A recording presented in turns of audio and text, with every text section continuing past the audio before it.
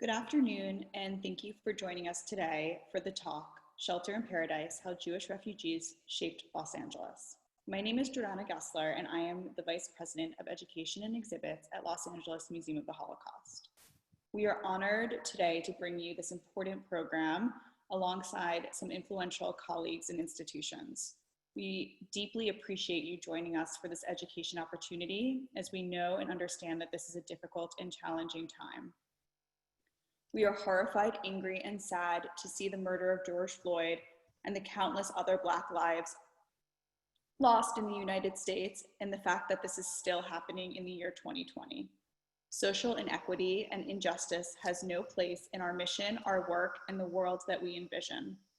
As a Holocaust museum, we stand in steadfast resolve against those who harm others because of who they are, what their race, color, gender, sexuality, or religious beliefs might be. We commemorate, honor, and educate on moments where Black history and Holocaust history intersect. During the Holocaust, Black soldiers made tremendous sacrifices during the war effort, despite and in spite of the challenges they faced because of their race in a segregated US Army. As part of double victory, Black soldiers fought bravely and with valor to not only liberate concentration camps, free Jews, and rid Europe of tyranny and fascism, but also continue to fight and advocate against the systematic racism they faced in the United States. It is with disbelief and profound pain that we are still fighting that battle on the home front. We see that racism still remains, anti-Semitism still remains, and xenophobia still remains. Our goal at Los Angeles Museum of the Holocaust is to promote a respectful, dignified, and humane world through education and dialogue. So we thank you for taking the time to learn with us today and join us in fighting for a world without hate. Joining us for an engaging conversation exploring the role of the several waves that Jewish refugees played in shaping contemporary Los Angeles and how we can take action today are Joe Goldman, who's the engagement director of HIAS, Sam Yebby, who's the co-founder of 30 Years After, and Caroline Luce, who's the associate director of the Asylum Leve Center for Jewish Studies at UCLA. I will now be turning over and giving each of our speakers an opportunity to speak about this very important and interesting topic, and also about what are some things that we today as a community can do to help refugees. And we will be accepting questions, so please put in the Zoom box, the chat box, your questions, and we'll be reading them at different points. Thank you. Okay. Hi, so my name is Caroline Luce. I want to share my solidarity with those fighting for Black lives and protesting police brutality right now, and express my absolute horror at the treatment they've been receiving at the hands of a militarized police department. And thank you, Jordana, for acknowledging that as we begin our events today. So when I was asked to speak about this history, it sort of raised question for me about definitions and what we mean when we say refugees, because as Joe will discuss, that term didn't have a consistent legal definition until after World War II. I, for example, studied Jewish immigrants from Eastern Europe who settled in LA, and they too could be described as refugees in that they were persecuted, marginalized, and displaced by the Russian Empire, both through formal policies of the state and through extra-legal violence and pogroms often sanctioned by the state. And because of those experiences, some of the first efforts in LA to assist Jewish refugees, particularly during World War I, were generated by LA's Eastern European Jewish immigrants, often through Landsmannschaft organizations, several of which merged to form the Jewish War Relief Society, and together raised about $40,000 to support Jewish communities devastated by the war by 1917. In the 1930s, these folks came together under the mantle of the Jewish Labor Committee, which launched clothing drives and fundraisers that generated thousands of dollars of relief for Jewish communities in Poland. In each case, the term refugees became a community rallying cry, bringing together broad coalitions of folks of every partisan persuasion, often led by those who identified as refugees themselves, a pattern of community mobilization that, as we'll see, continued well into the 70s, 80s, and 90s. But I thought for our purposes today, I'd highlight a group of refugees whose influence in Los Angeles cannot be overstated. And that is the approximately 10 to 15,000 exiles and emigres from German-speaking Europe who fled the Nazis and found refuge in LA between 1933 and 1941, over 70% of whom were Jewish. As some of you will know, the US government had in 1924 passed a strict new immigration law known as the Johnson-Reed Act, which expanded the ban on immigration from Asia and imposed severe limits on entries into the country, including an overall cap at 165,000 people and quotas for each individual country that specifically targeted arrivals from the largest growing immigrant groups. So while Great Britain's quota was set at 34,000, Poland's quota was set at only 6,000 people, and Russia's at fewer than 2,500. Now, Germany's quota under the Johnson-Reed Act had actually been one of the highest, with over 50,000 entries permitted.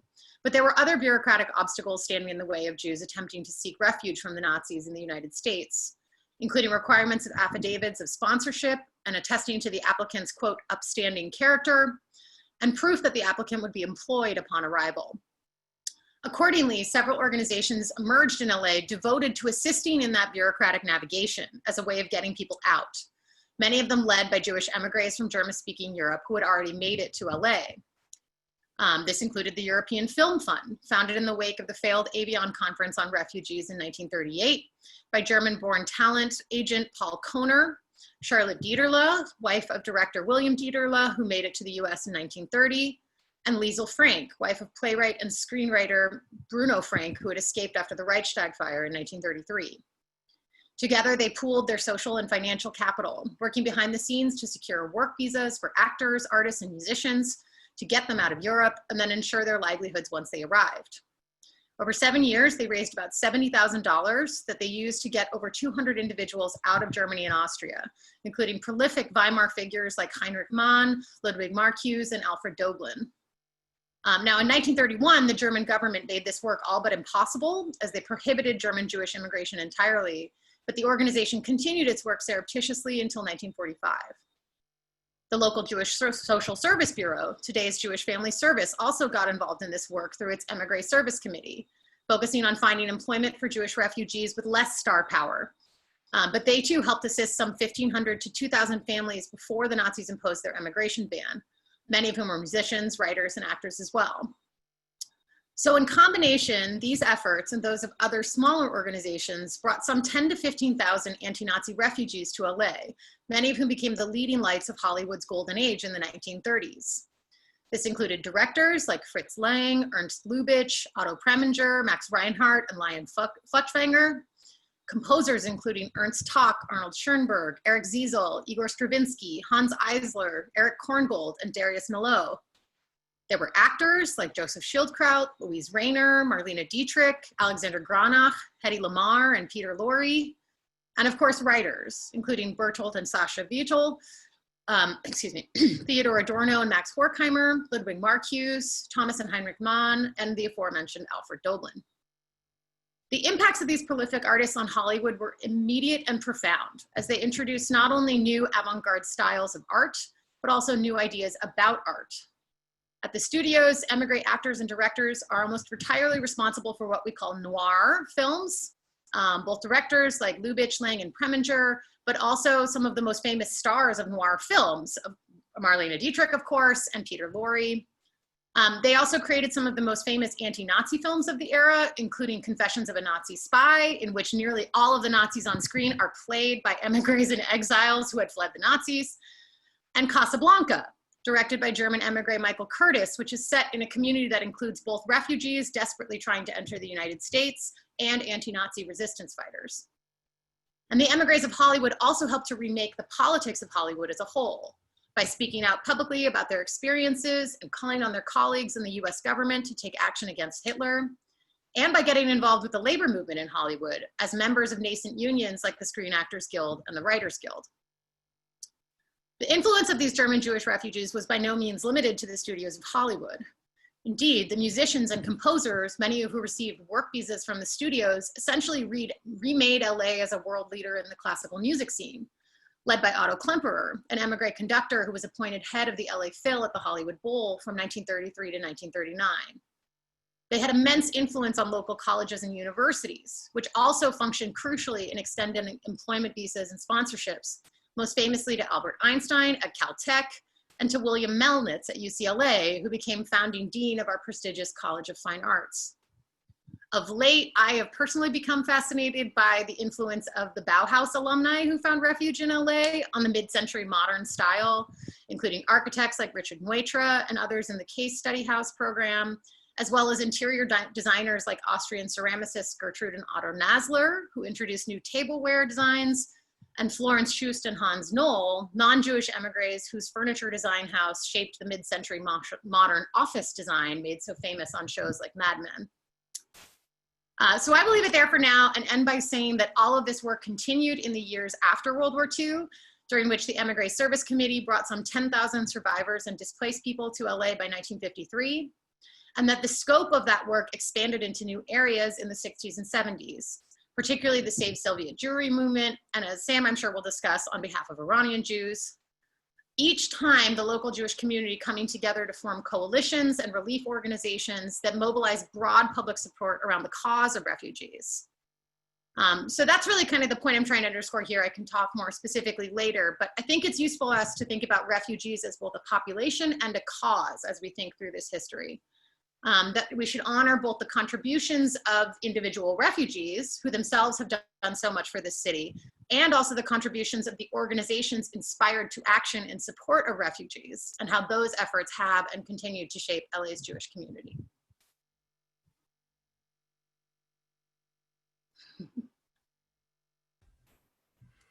Amazing. I believe I'm next. Hi, everyone.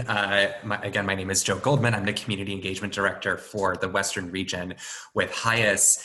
And before going in any deeper, I too want to just acknowledge this moment that we're in and state unequivocally on behalf of myself and on behalf of HIAS, just that Black Lives Matter, and the racism that we are all, really coming to terms with, either for the first time, or hopefully not the first time, but really coming to terms with just how endemic it is at the root of so much of the same anti-refugee and anti-asylum seeker, anti-immigrant rhetoric that we see today.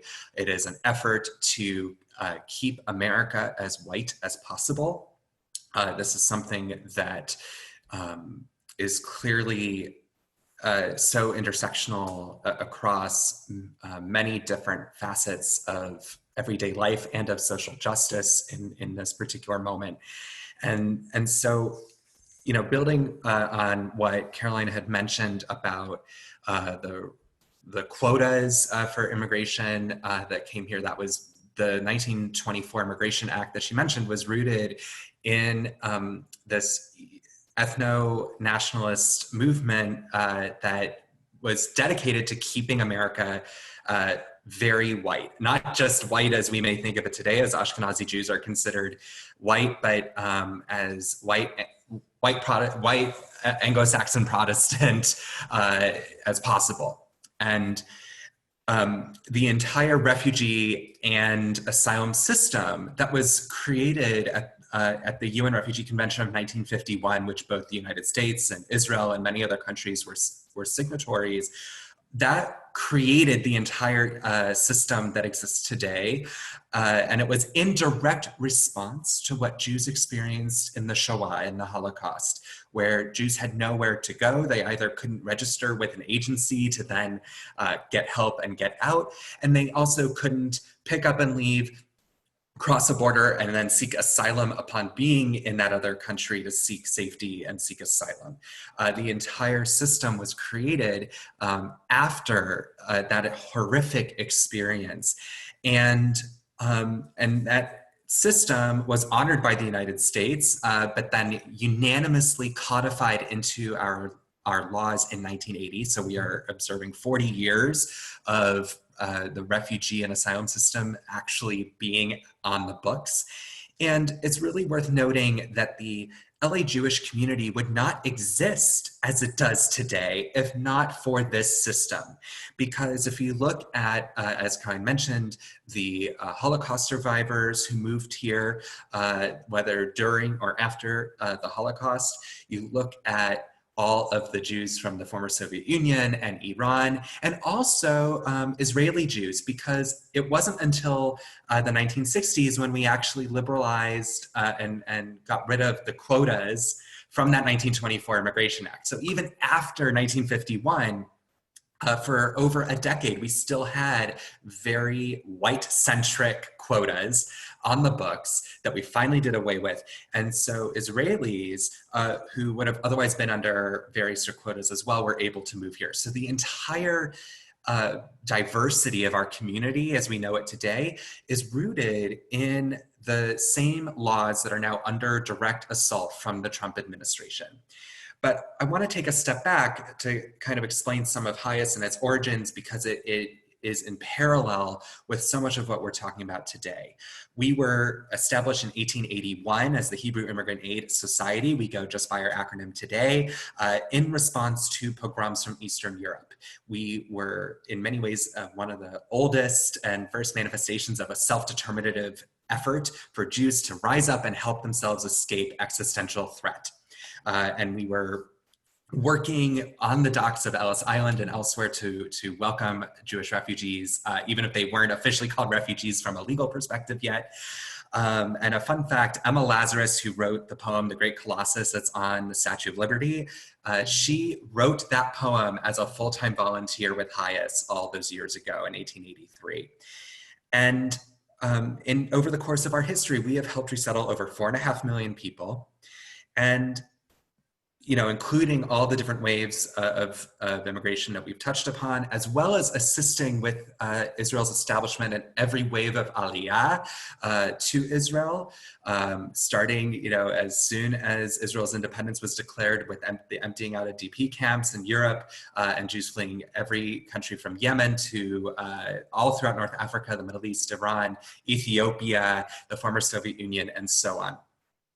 And at the turn of the century, we reached a point where we recognized that for the first time in almost ever, Jews, the vast majority of Jews were living in countries where they had freedom of movement. There is still anti-Semitism, there are still issues. We are seeing the rise of anti-Semitism here in the United States. We still see it in places where Jews are choosing to live as diverse as France and Russia and so on.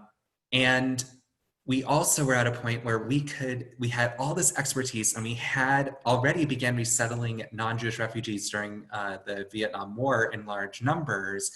And we decided to really double down in living out our values and our history as a Jewish agency to assist in what has become the largest global refugee crisis in history. There are 70 million displaced people that as of now, that is more people than after World War II, which is hard to believe, but that is the case.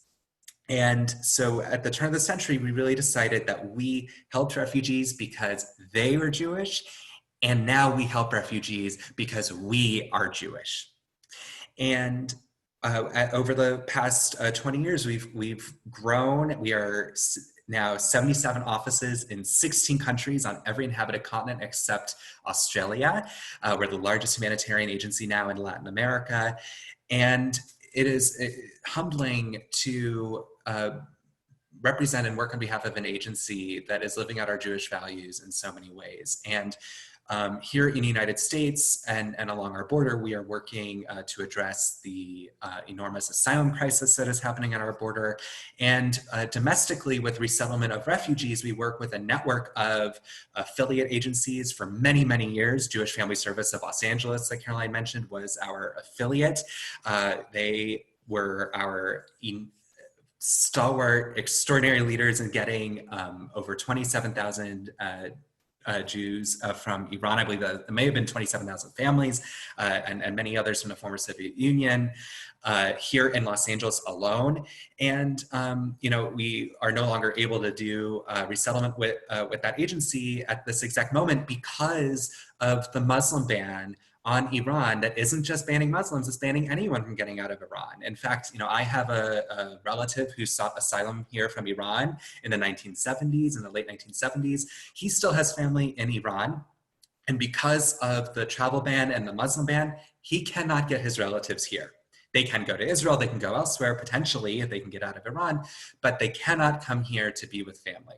And so that is a direct consequence that these travel bans have. And they have a direct impact on Los Angeles and the wider Jewish community here in this country. We also, Jews in Venezuela are under siege in these dark times. And so I really want to emphasize just the real world consequences of the actions from this administration, the intersections with the racism that we are seeing manifest itself very locally in many different ways, and how it also manifests itself in our foreign policy and how we handle the global refugee crisis. And some of the ways that folks can take action around this, and I know we can talk more about this during the Q&A, one of the things we are asking folks to do is look at the fact we are still in the middle of this pandemic. We are already dealing, our minds are on this virus of racism. We are also living it in this COVID-19 moment. And the reality is that you are looking at, for example, in the United States, refugees who arrived here in 2020, so January 2020 or February 2020, they haven't been able to work long enough to qualify for unemployment benefits. And none of the COVID-19 response legislation has addressed refugees in particular. So we are pushing the Senate, which is now deliberating on the HEROES Act, to address and include refugees. We also need volunteers for pro bono support from attorneys who can remotely help asylum seekers who are either dealing with denials and appealing, or getting paperwork in line for those who are currently already in the United States and in the system. We also need Spanish speakers who don't need to be attorneys to work with our HIAS border response teams that are both in our Ciudad Juarez office and El Paso. And I'm sure as this team continues to grow, we'll work with our offices in Tijuana and Mexicali and Monterrey as well. And those volunteers can help with everything from document translation and so on to really help get this paperwork in order for asylum seekers for whenever we allow asylum to resume again. And there's so much more on the HIAS website, HIAS at Home. If you visit hias.org, and you can see everything from different book clubs to learn more about this issue and different action items. But there's so much that needs to be done that really is in line with this particular moment in history that we could use your help with, and that would make a difference here in LA. Off to you, Sam. Thank you, Joe. Hello, everyone. My name is Sam Yebri. I'm an attorney and president and co-founder of 30 Years After, which is an Iranian-American Jewish civic organization. I want to share a more recent Sephardic Mizrahi experience and perspective based on my own personal and family experience as an Iranian-American Jew. Before I do, like Caroline and Joe, it's worth repeating the significance of this moment and the connection between the fight for racial justice and advocacy for refugees. I'm reminded of the 12th century poet, Persian poet Saadi, whose poems are inscribed on a wall at the UN building. He wrote, "The sons of Adam are limbs of each other, created of one essence. When the calamity of time affects one limb, the other limbs cannot remain at rest. You who are indifferent to the misery of others are unworthy of being called a human."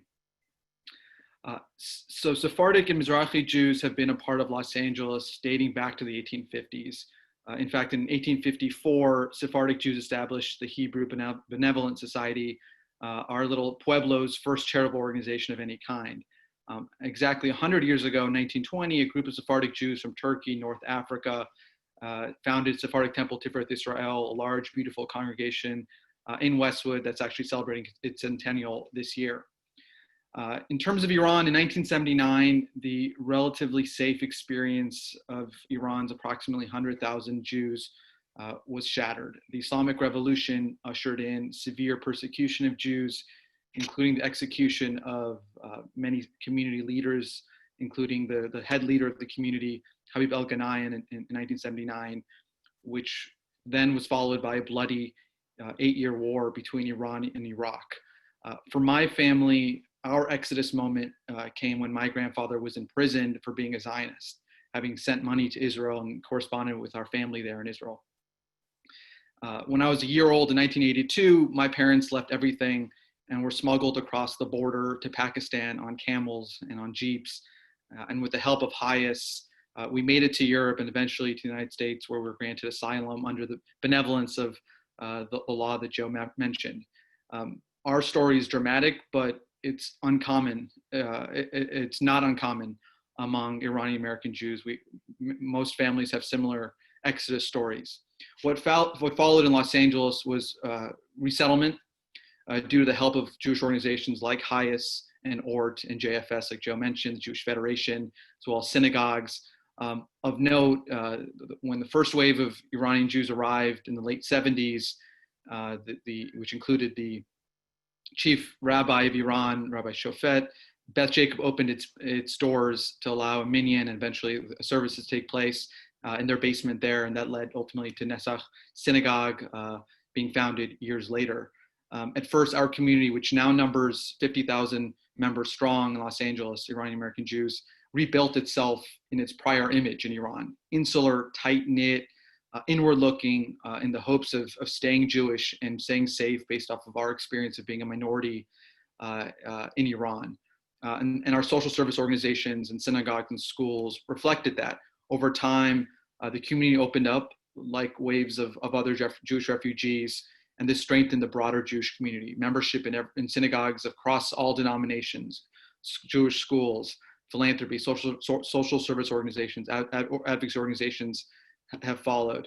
And this has been the work of 30 years after. A priority of ours when we founded the organization in 2007 was to promote the participation of Iranian American Jews in Jewish and civic life in Los Angeles in 2007. And what has also followed in recent years is a more outward-looking commitment to the greater Los Angeles community. You see this in academia with the Nazarian Center for Israel Studies, the Soraya in the Soraya Center at CSUN, named after the Nazarian family as well. And there's leaders in business and law and finance and real estate in the Iranian community as well. And what's happening most recently, including with the recent protests, you see Iranian American Jews joining the broader Jewish community, the broader civic community in focusing on issues of importance locally. And I'm optimistic that our wave of Jewish refugees of the last 30 years, who stands on the shoulders of prior generations, is ready now to help strengthen the Jewish community and also the greater Los Angeles community in all aspects of life in Los Angeles. And to end this full circle, this is happening because of the recognition that we as Iranian American Jews, our fates are linked with the fates of our fellow Jews, our fellow Angelenos and Americans, as well as the fates of refugees and oppressed people around the world. And if it weren't for the educational and advocacy works of organizations like HIAS and the Museum of the Holocaust, this education wouldn't happen, this recognition wouldn't happen. So they deserve incredible credit for this evolution of the mindset of this most recent wave of Jewish refugees. So I'll leave it there, and I think we're eager to have some questions. I just want to thank the three of you for coming today and participating in this program. You guys are all incredible leaders in each of your communities, and the Jewish community as a whole, and Los Angeles community as a whole. And we're really fortunate to have you in this incredible brain trust.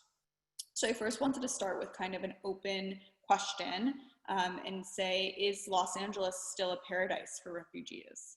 And I'm opening that to hear if any of you want to speak to that. Joe, I see you want to go. I think the answer is that it's complicated. I think locally, there is enormous desire to welcome welcome the stranger and to honor the fact that we are such a global city, and one that certainly would welcome those who are fleeing certain persecution and death. I think that we are we are just as American as everyone else, but the political situation is such that it's, you cannot separate the fact that Los Angeles is in the United States and how at this moment our policies have become extraordinarily anti-refugee. And that is, you know, something that there's an enormous movement, both Jewish and in our faith, to change that. And a lot of that movement is right here. And so I do think as a city, absolutely, we are looking at a lot of challenges nationally that are, you know, putting roadblocks into making that a reality.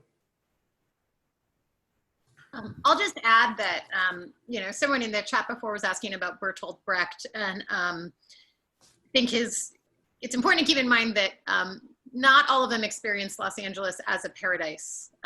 Even these folks who were really given, I mean, just the plushest experience perhaps a refugee could have. I mean, Brecht was living in a beautiful bungalow in Santa Monica and writing about poems about the, you know, vines growing in his yard, the bougainvilleas growing in his yard, and he still felt very, very alienated and very, very excluded. And I will point out that many of these same sort of avant-garde artists, that including Brecht, then came under suspicion after the war as the Cold War environment and hostility around our war with communism escalated. Brecht was hauled before the House Un-American Activities Committee. I really encourage people to look up his testimony on YouTube. It's terrific. He and his translator are messing with these congressmen so much. It's just, I mean, it's lovely. But he was so turned off by that experience that he left the United States never to return, right? So, I mean, admittedly, you know, these folks, most of them found an incredible experience, but, you know, Schoenberg never wrote music again. And Talk struggled to find his creative voice again. So while I want to, you know, celebrate their contributions and recognize the safety and security that many found here in Los Angeles, I think it's important that we not romanticize it too much, because there was an atmosphere of intense repression, particularly after the war, that really seeped in. And for folks who had lived through the trauma of watching that same sort of right-wing hostility to their expressions of creativity and their political beliefs, force them out of one country to then experience that again here in Los Angeles, was sort of a double trauma for a lot of people.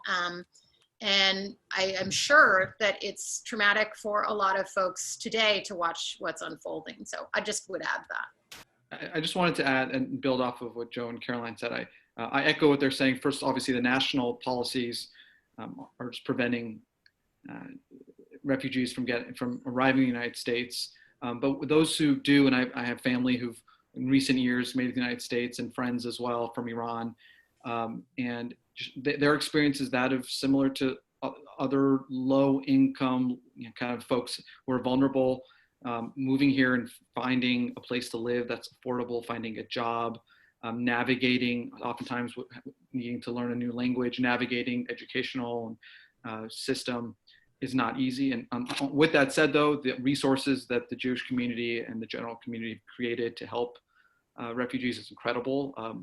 It's unprecedented. So it's complicated. It is harder than ever in some ways because of the inequalities and the challenges, but people are trying, and we're trying to help.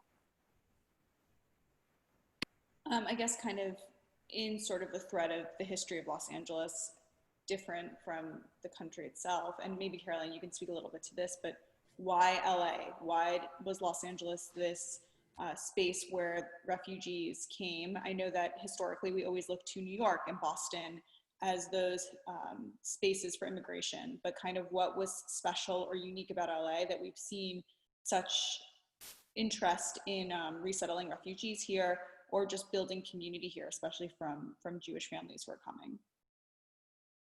Yeah, well, in the early 20th century, it had a lot to do with this sort of mythic vision of the West and the way that LA really constructed its own image as a place of rebirth and renewal, as a site of, you know, where anyone could pick themselves up by their bootstraps and find success. I mean, that was deeply entrenched in the American imagination. And actually, many of the Eastern European Jews that I write about came through New York and were actually resettled here by what was then called the IRO, the Industrial Removal Office, which worked in tandem with the local Hebrew Benevolent Society to resettle Jews in the crowded industrial cities of the East Coast here in LA. So I would draw attention to the fact that these networks of support were actually like all really connected. And so I don't know if it's fair to say, you know, New York wasn't a part of this story, right? Many of them were arriving in those ports, settling there for a time, and then coming west afterwards. I think the story I mentioned today, that particular population has everything to do with Hollywood. It has everything to do with Hollywood recognizing its power and sort of ascending to a place where they felt obligated to do something. That includes people like Billy Wilder, who helped build Hollywood, and Carl Laemmle, for example, right? These are studio executives who had really never expressed much politics at all, who were watched what was happening in their home country and were horrified and disgusted. I mean, Laemmle went over, I don't know if you guys know that story, basically saved his town using his, again, social and financial capital. So, you know, I think the moment I described today has everything to do with, you know, Hollywood was a very sort of fledgling industry, but by the end of the 1920s, it had really come to understand its power in both the American cultural landscape, and I would say in terms of the social and political landscape as well. And so this was a moment where you see Hollywood looking for ways to express their identity and their solidarity and the cause of their both artistic contemporaries, right? Because a lot of this was just about their artistic contemporaries. I mean, I know, for example, a Warner Brothers rep was grabbed on the street by, I think they were not actually SS troops. They were just sort of brown shirts and beaten up. And the Warner Brothers were like, what? Absolutely not, right? So it's these sort of networks of communication, sometimes kinship, sometimes Landsmannschaft, like hometown societies, that I will say really do extend across the United States. And I think what changes in the 1930s is that Jews in LA start to take themselves seriously as folks who can contribute to that. And who can innovate new strategies and new ways to support folks. The local Jewish Labor Committee, for example, here gets itself into trouble because it's refusing to coordinate with the New York office. It's like, no, we can just send this stuff across the Pacific. Like, why would we send it to you and then you send it to Europe? We're just going to send it directly. They have, you know, tons and tons of furs and clothes they wanted to send. And the New York office is like, you have no idea what you're doing. You know, we have the relationships. Like, you can't just do this on your own kind of thing. And they're sort of like, well, we don't need you. We can do this on our own. So, you know, in my dissertation, I wrote about this, and I continue to sort of see the 1930s as a decade where LA starts to take itself seriously as a metropolis, as a great American city, and Hollywood in particular starts to take itself seriously as a major force in sort of the American political economic landscape. Yeah, and kind of like keeping that thread of history. I love, Joe, that you talked about Emma Lazarus, who this incredible American Sephardic Jewish woman whose words are inscribed on our Statue of Liberty and really have come to symbolize immigration to the United States. And I was wondering, I mean, as you mentioned, she was working with HIAS at that time, and if you could speak a little bit, I know this is a big history, but if you could speak a little bit to the evolution of HIAS and how it went from being an organization of Jews resettling Jews to an organization of Jews and humans resettling Jews and humans. Yeah, we are all part of one big human family and are all, you know, I think for us as an agency, again, the history of HIAS involves also many different organizational mergers. You know, there are parts of the JDC of the joint that we have merged with that comes with, you know, all the resettlement and helping Jews find safe haven. You know, so there's a whole long history that I will spare all the details, but I think that for us as an agency, if you think about not just, you know, for some folks on this call, the phrase tikkun olam is overused, you know, to repair the world. Although I do think that, you know, I did see that tikkun olam means Black Lives Matter as a recent image that is now being used to fundraise for NAACP that is very good use of tikkun olam. But other aspects of the fact that like welcome the stranger is in the Torah 36 times, more than any other commandment. And you have tzedek, tzedek, tirdof, justice, justice you shall pursue. You have the fact that you look at our history that, you know, when you look at, for example, honoring the righteous Gentiles during the Shoah, we have to be and model that behavior of people reaching out to help others who are fleeing persecution. And I think that for us as an agency, there is nothing more Jewish than that. It is so core to our identity, and so that we are, and the fact that we are still working to help Jews that are in places that they need to get out of is something that I think is also overlooked. And I know that, you know, these are some of the I want to address, because this touches on some of the questions that were raised, written in the Q&A from some folks in the audience.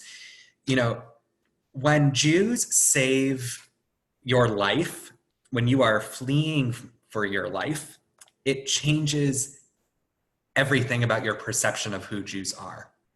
People who are trying to come here for a better life, they are fleeing trouble. They are not coming here to make trouble. And especially that has been our experience as an agency that has been in Lesbos and Greece, welcoming Syrian refugees in particular. And I also, you know, want folks to remember that the entire process of resettlement of refugees is a very lengthy process. Anyone who is already classified by the UN as a refugee then has to be screened by the State Department, the Department of Justice, and the Department of Homeland Security before they can even come to the United States. That is a process that now takes upwards of 18 months to 2 years. And so HIAS works with the State Department in bringing folks to this country. We don't just bring anyone here willy-nilly. And also, you know I mentioned there are 70 million displaced people. Less than 1% of all those people will be resettled anywhere in the OECD, anywhere in the rich world in each year. So, and when you look at the fact that our bipartisan average over the last 40 years has been 96,000 people, which in the grand scheme of immigration is not that many in terms of refugees and asylum seekers, refugee resettlement has been gutted down to the lowest number in history. We're at 18,000 for the fiscal year, but because of COVID-19, we've only allowed 8,000 so far. So we're talking about very small numbers. But it's really important to recognize the fact that we are not sitting here and saying, oh, we're just going to let in terrorists, oh, we're just going to let in anti-Semites. We are letting in people who are just like us, who are just like my ancestors who fled pogroms in Eastern Europe, who are just like my cousin who sought asylum here, who are just like many other Persian Jews in particular, who share a lot of similarities with what Sam had shared, that relied on smugglers to get them out of hellish situations where they were fleeing for their lives. And so, you know, the only difference is that in the past, they were all Jewish. That's it. And I really want to drive that home. And also, by the way, we are a very proudly Zionist organization. We do not support BDS. We help build the state of Israel. And it is really heartbreaking and astounding that in this very dark moment of history that people are looking for reasons to divide our community when we are doing a lot of amazing work as a Jewish agency that I'm so proud of to live out our values. And by the way, do amazing community relations on behalf of the Jewish people, both here in Los Angeles and around the world.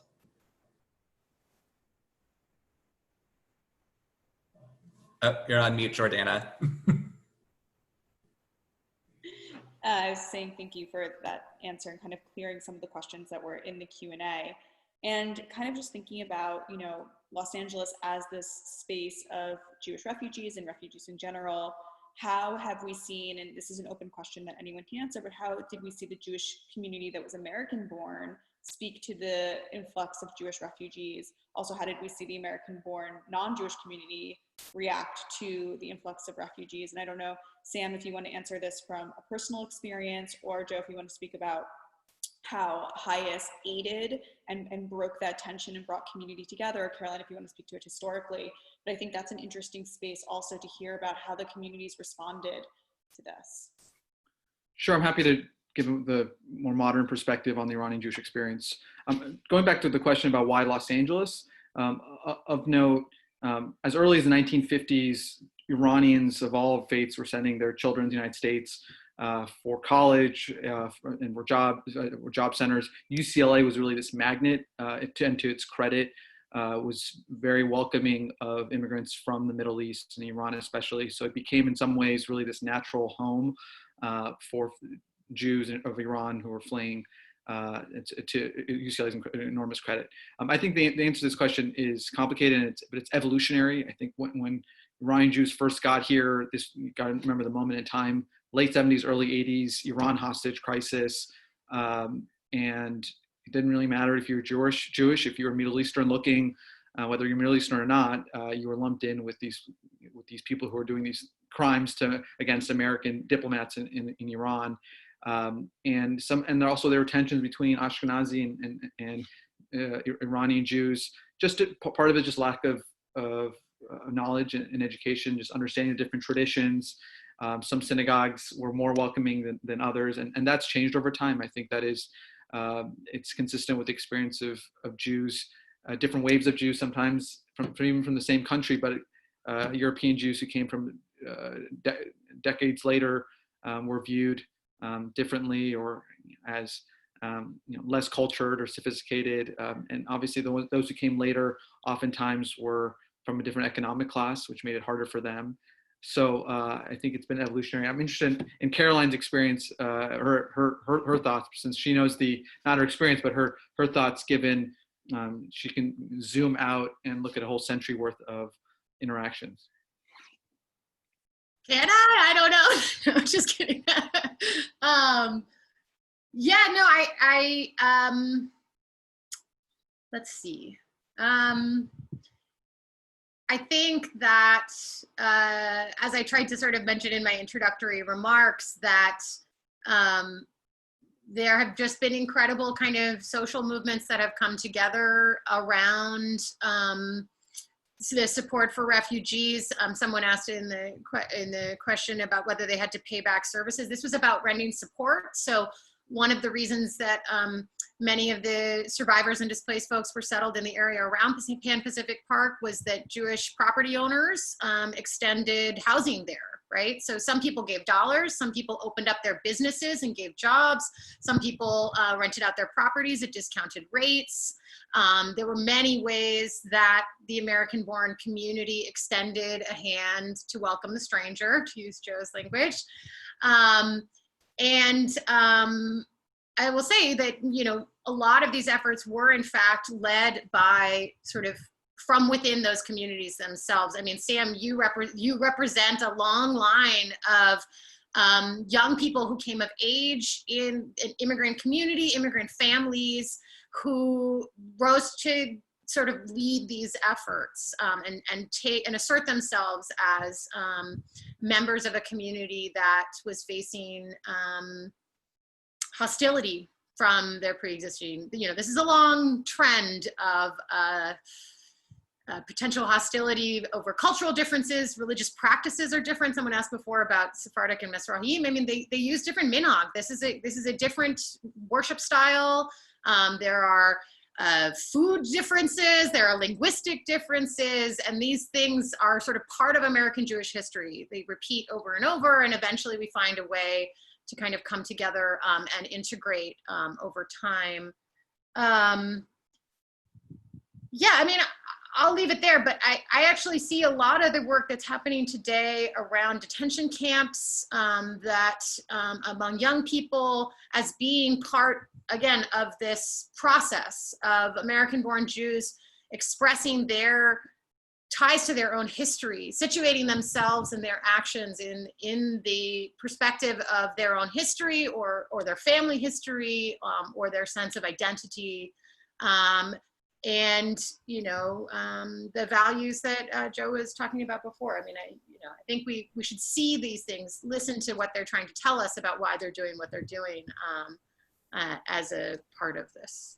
Sorry, that was great. I think that, and to try to tie a bow on what both Sam and Caroline were saying, there's an Ashkenormative challenge, I think, to how the American Jewish community sees itself in general, and we see that today in many different ways. But I also think that people are aware of this challenge in ways that they had never been so before.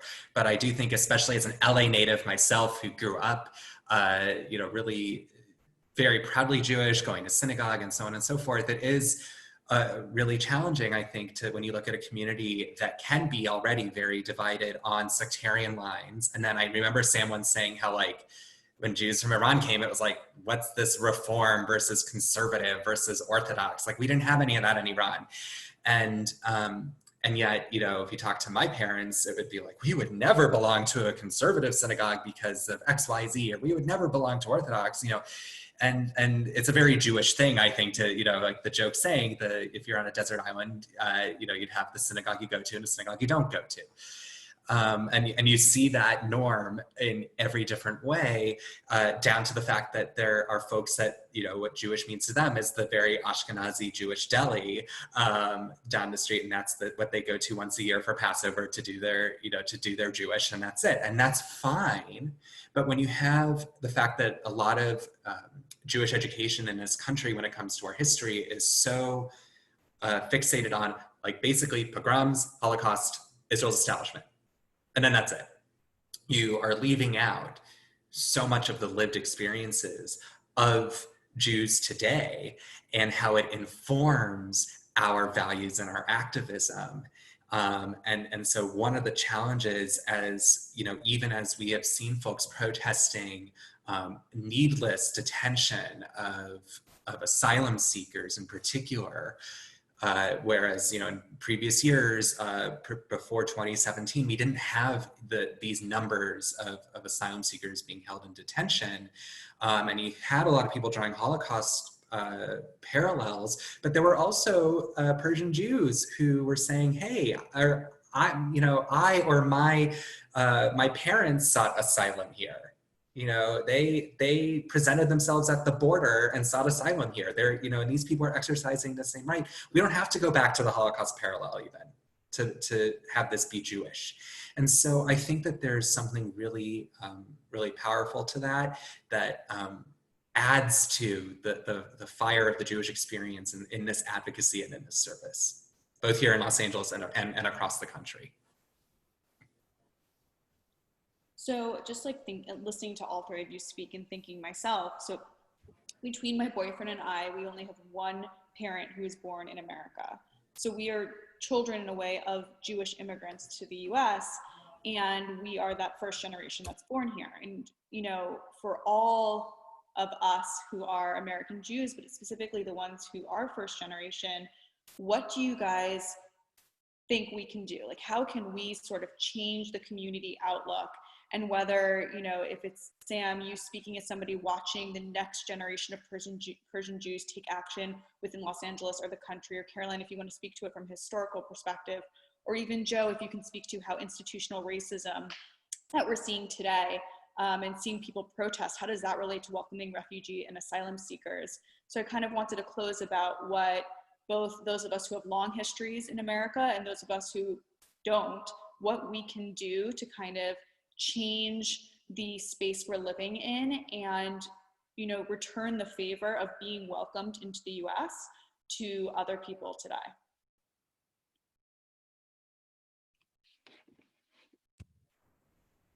I'll go first. First of all, on the questions about HIAS, there's been a few questions in the chat. As someone whose family and who's personally made it to the United States with HIAS's help, I think we all have we as an entire Jewish community owe a debt to HIAS's work, not only for strengthening our community over the last more than a century long. The work they're doing today honors our tradition and also advances the cause of the Jewish people. If you think about the Jewish community relations aspect of the work, it is incredibly important.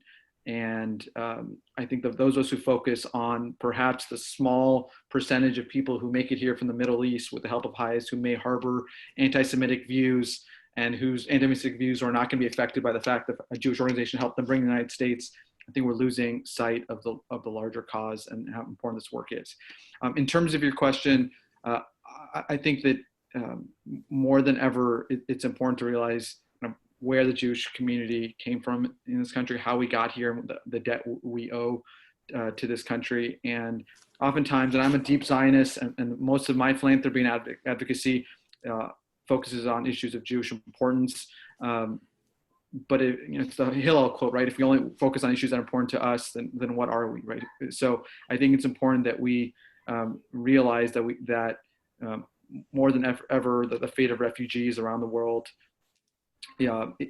is a Jewish issue, and it reflects on the values that we hold as a Jewish community. And to ignore their plight simply because most Jews in the world are now in a safe place, which is not really the case. If you think about Jews in Venezuela, in Iran, around the world, they need asylum laws to help them. They need organizations to help them, and if we cannot help them if we're only narrowly focused on them. So I think having a view that's intersectional, and not in a bad way in terms of that the way that intersectionality has been played out against Israel, but in a way of our fates are linked with those of all people in this country. That gives us more an authentic voice in policies today that we won't have if we're not at the table on these issues. So, and then obviously for the American Jewish community, you're seeing this already, but more younger people focusing on issues outside of our own insular community, stepping up on issues of homelessness, and just this week on the cleanup after the violence in Santa Monica and elsewhere. I think these are signals of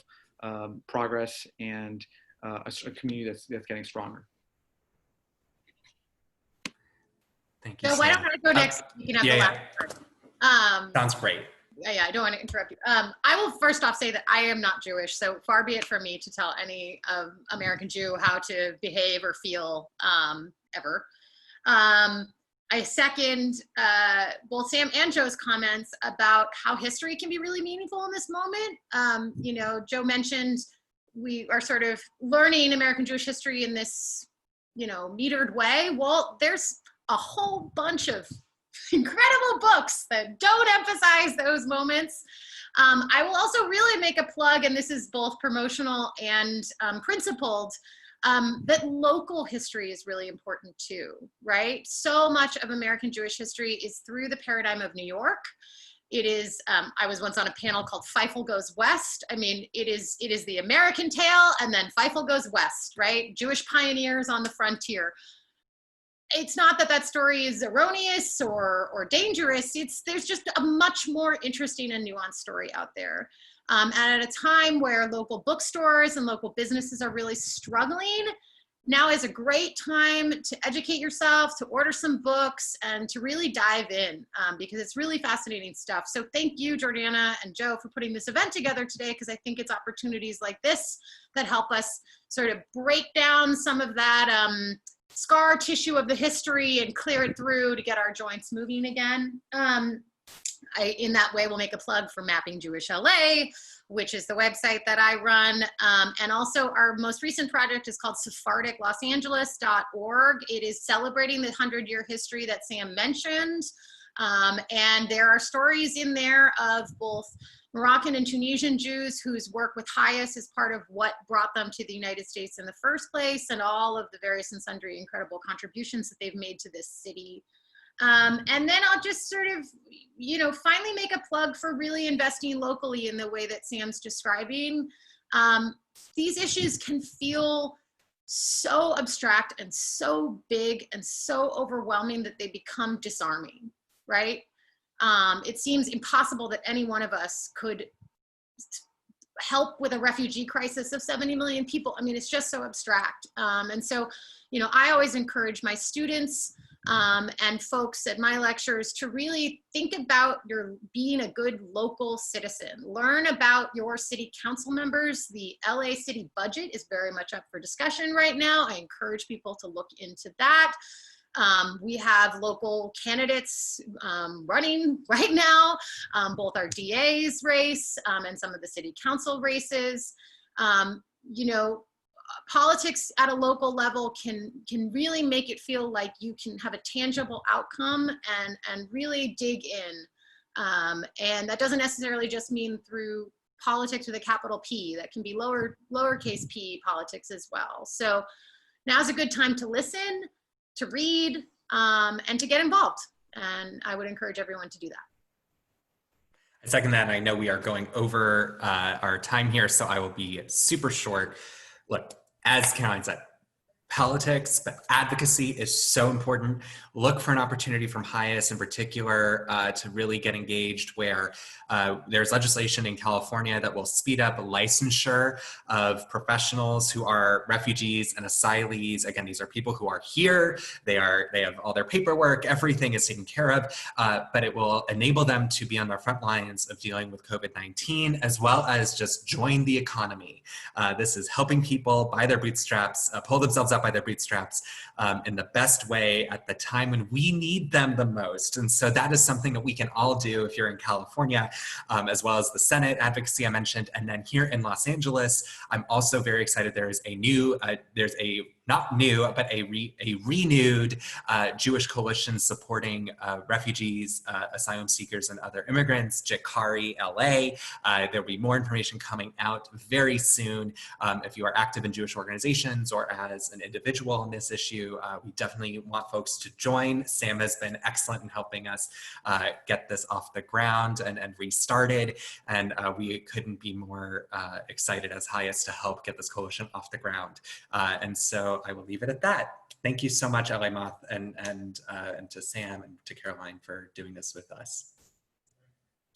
Thank you all. Thank you, Joe, Caroline, Sam. I mean, this was a really enriching experience for me personally and professionally. I believe that it was for the people listening as well. I hope that, and I encourage everyone to take a moment today, look into these resources, educate yourselves, educate people at your dinner table. There is not a more important moment than right now for bringing people together as a community of human beings and really fighting to have a world of where we treat people with respect and human dignity. And I just want to say, I hope that we can have other joint programs with the three of you in your organizations. I felt this was really fruitful for the community. Before we close, I just want to let everyone know that while Los Angeles Museum of the Holocaust is closed to the public at this moment due to the COVID-19 pandemic, we will continue to provide content like today's program that you can access from home. Tomorrow, June 3rd at 11 a.m., we're going to have a Holocaust survivor talk. It'll be live streamed on our Facebook page. Also, you can sign up with Zoom. On Thursday, June 4th at 11 a.m., we'll be having another discussion, hearing from a man whose mother was a Holocaust survivor and his father rescued her. He was a Polish Catholic. It's a story of resilience, of lending a helpful hand to people who are not of your religious faith, and for really doing good when, and having that moment of courage when there's such inhumanity all around you. So I think this will be an inspiring week of information. You can always find out more information about our virtual events on our website, lamoth.org. Thank you again, Caroline, Joe, Sam, and to everyone joining today. Take care. We hope to see you soon. And please just continue this really important dialogue and the different points that we raised today. Thank you all. Thank you so much. Bye now.